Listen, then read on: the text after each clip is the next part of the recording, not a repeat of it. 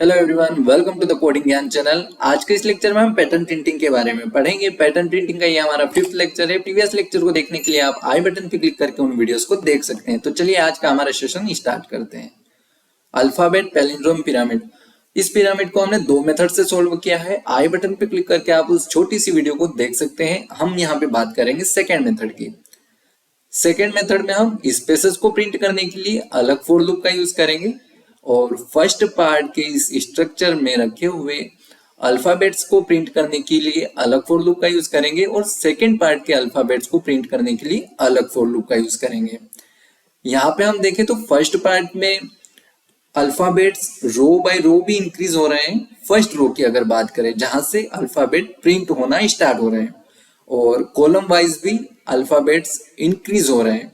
और अगर हम बात करें सेकेंड पार्ट की तो सेकेंड पार्ट में अल्फाबेट्स डिक्रीजिंग ऑर्डर में प्रिंट हो रहे हैं। तो चलिए हम इसे VS कोड पे सोल्व करते हैं।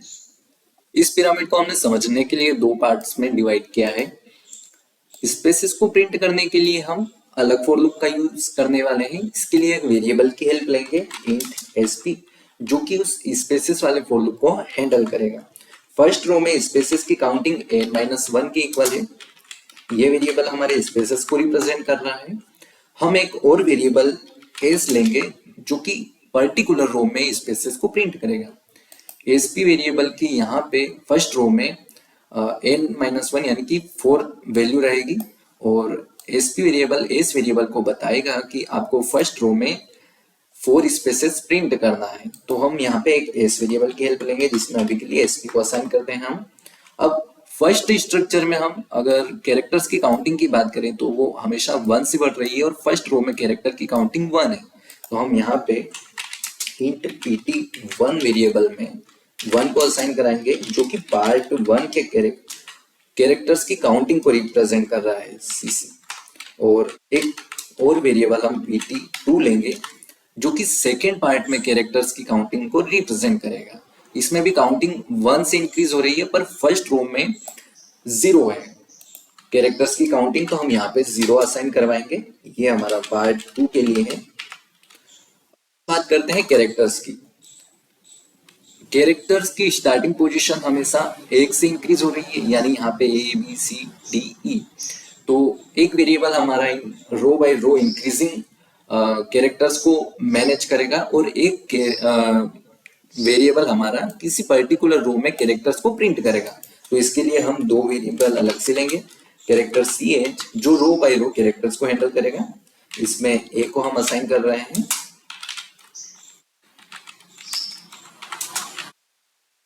और एक और कैरेक्टर हम C लेंगे जो कि किसी पर्टिकुलर रो में कैरेक्टर्स को असाइन करेगा, प्रिंट करेगा। इसमें अभी के लिए हम CH असाइन कर रहे हैं।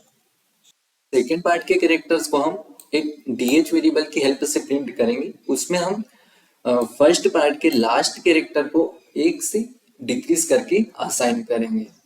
तो अब हम यहाँ पे एक और कैरेक्टर लेते हैं KDH, जिसमें हम अभी के लिए कुछ भी असाइन नहीं करते हैं। अब फॉर लूप्स लगाते हैं i इक्वल टू 1 से लेकर i less than equal to n i plus plus. ये फॉर लूप हमारी रोज को रिप्रेजेंट करेगा। अब हमारे पैटर्न में पहले स्पेसेस प्रिंट हो रही है तो हम स्पेस के लिए फॉर लूप लगाएंगे। For int j equal to 1 से लेकर j less than equal to sp variable तक j plus plus. Spaces print होने के बाद हमें फर्स्ट पार्ट के कैरेक्टर्स को प्रिंट करना है। तो फर्स्ट पार्ट के कैरेक्टर्स की काउंटिंग हम pt1 वेरिएबल से असाइन कर रहे थे। तो यहाँ पे फॉर लूप लगाएंगे जो कि pt1 तक चलेगा। इंट k इक्वल टू 1 से लेकर k less than equal to pt1 k plus plus. तो यहाँ पे हम सी आउट करेंगे। सी की हेल्प से हम पर्टिकुलर रो में कैरेक्टर्स को प्रिंट करेंगे। तो यहाँ पे हम सी को सी आउट कराएंगे और फर्स्ट पार्ट के कैरेक्टर्स हमारे इंक्रीजिंग ऑर्डर में है तो हम नेक्स्ट कॉलम के लिए सी को प्लस प्लस कर देंगे।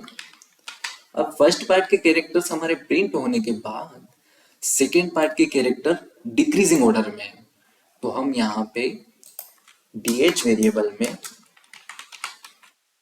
C -2 को असाइन करेंगे, क्योंकि जब ये for लूप लास्ट टाइम चलेगा तो c की वैल्यू एक और बढ़ जाएगी, तो हम यहाँ पे इसे -2 करेंगे और सेकेंड पार्ट के कैरेक्टर्स को प्रिंट करने के लिए एक वेरिएबल लगाएंगे जो कि 1 से लेकर l is less than equal to pt2 तक चलेगा और l प्लस प्लस यहाँ पे हम सी आउट कराएंगे dh को, और चूंकि ये डिक्रीजिंग ऑर्डर में है तो हम इसे माइनस माइनस करते रहेंगे। नेक्स्ट रो में स्पेसेस की काउंटिंग 1 से डिक्रीज हो रही है और दोनों पार्ट्स में कैरेक्टर्स की काउंटिंग इंक्रीज हो रही है, और जो हमारा ch वेरिएबल है उसकी काउंटिंग भी 1 से इंक्रीज हो रही है, यानी फर्स्ट में a था फिर भी हुआ c हुआ, तो हमें इससे भी इंक्रीज करना है। तो यहाँ पे हम st को माइनस माइनस करेंगे, pt1 को इंक्रीज करेंगे, pt2 को भी इंक्रीज करेंगे और ch को भी इंक्रीज करेंगे। क्योंकि इसका डेटा टाइप केर है और हम इसे अगर इंक्रीज करेंगे तो इसकी अस्काई वैल्यू इंक्रीज होगी, और जब हम इसे प्रिंट करेंगे तो इसका कैरेक्टर डेटा टाइप में जो भी वैल्यू होगी वही प्रिंट होगी। नेक्स्ट रो के लिए हमने लाइन ब्रेक का यूज किया है। अब नेक्स्ट रो में हमें एस वेरिएबल में एसपी को असाइन करना है और सी वेरिएबल में ch को असाइन करना है। हमारा कोड कंप्लीट हो चुका है, हम इसे रन करते हैं। n की वैल्यू 6 के लिए चेक करते हैं एग्जैक्ट। हम बढ़ते हैं अपने नेक्स्ट क्वेश्चन की ओर। नंबर अल्फाबेट पिरामिड, अगर इस पिरामिड को हम ऑब्जर्व करें तो इसमें इवन पोजीशंस पे नंबर रखे हुए हैं और ओड पोजीशंस पे कैरेक्टर्स रखे हुए हैं। तो बड़ा ही आसान सा क्वेश्चन है, हम इसे VS कोड पे सोल्व करते हैं। एक फॉर लूप की हेल्प से हम रोज को प्रिंट करेंगे i इक्वल टू 1 से लेकर i is less than equal to n तक i प्लस प्लस, और हर रो में हमारे कैरेक्टर्स, अगर हमारा डेटा टाइप केर है तो a से ही स्टार्ट हो रहा है और हमारा डेटा टाइप इंटीजर है तो वो 1 से ही स्टार्ट हो रहा है हर रो में। तो हम हर रो के अंदर यहाँ पे केर ch को a से इनिशियलाइज करेंगे और इंट r वेरिएबल को हम 1 से इनिशियलाइज करेंगे। उसके बाद कॉलम्स वाला फॉर लूप हमारा j इक्वल टू 1 से लेकर j is less than equal to i तक चल रहा है और j प्लस प्लस।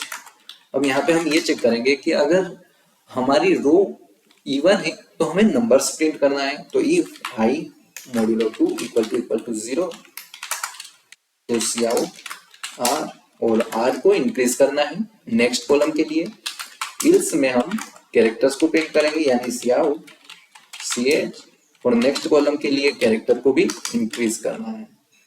अब नेक्स्ट रो के लिए हम एक लाइन ब्रेक लगाएंगे endl। हमारा ये कोड कंप्लीट हो चुका है, अब हम इसे रन करते हैं। n की वैल्यू 6 एग्जैक्ट। हम बढ़ते हैं अपने नेक्स्ट क्वेश्चन की ओर।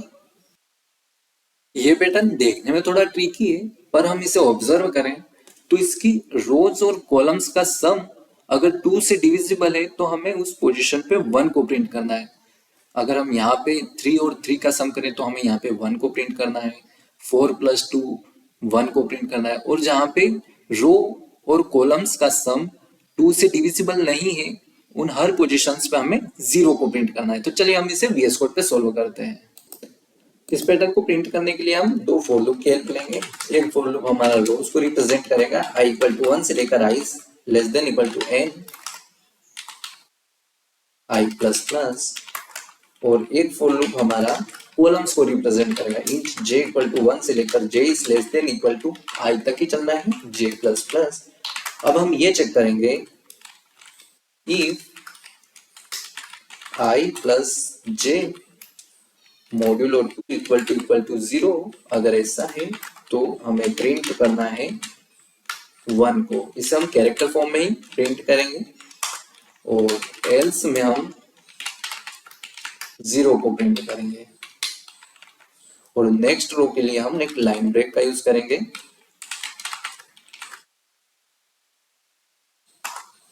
इसे रन करते हैं। n की वैल्यू 7, हमारा आउटपुट एग्जैक्ट है। हम बढ़ते हैं अपने नेक्स्ट क्वेश्चन की ओर। इस क्रॉस पैटर्न को भी हम बड़ी आसानी से रो और कॉलम के ऑब्जर्वेशन से प्रिंट कर सकते हैं।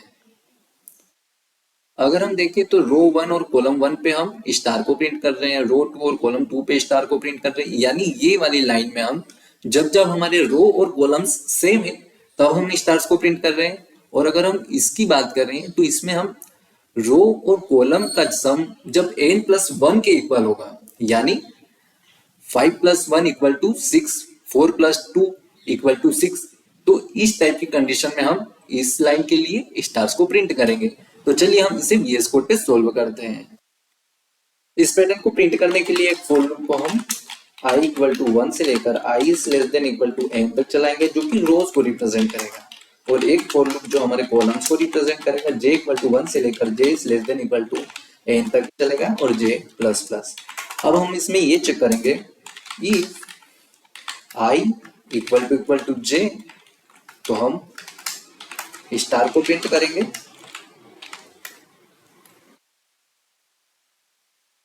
अगर i plus j equal to n plus 1, तो भी हम स्टार को प्रिंट करेंगे। और अगर दोनों ही कंडीशन मैच नहीं होती है तो हमें स्पेस को प्रिंट करना है। इस टाइप से ये हमारा पैटर्न प्रिंट हो जाएगा, और नेक्स्ट रो के लिए हम एक लाइन ब्रेक का यूज करेंगे। अब हम इसे रन करते हैं। n इक्वल टू 9 के लिए देखते हैं एग्जैक्ट। हम बढ़ते हैं अपने नेक्स्ट क्वेश्चन की ओर। पैटर्न को आप खुद से सोल्व कीजिए, और नेक्स्ट लेक्चर में हम मिलते हैं जहाँ पे और भी इंटरेस्टिंग प्रॉब्लम्स को हम सोल्व करेंगे। आज का वीडियो आपके लिए कितना हेल्पफुल रहा प्लीज कमेंट करके बताइए, और चैनल को लाइक और सब्सक्राइब जरूर कीजिए।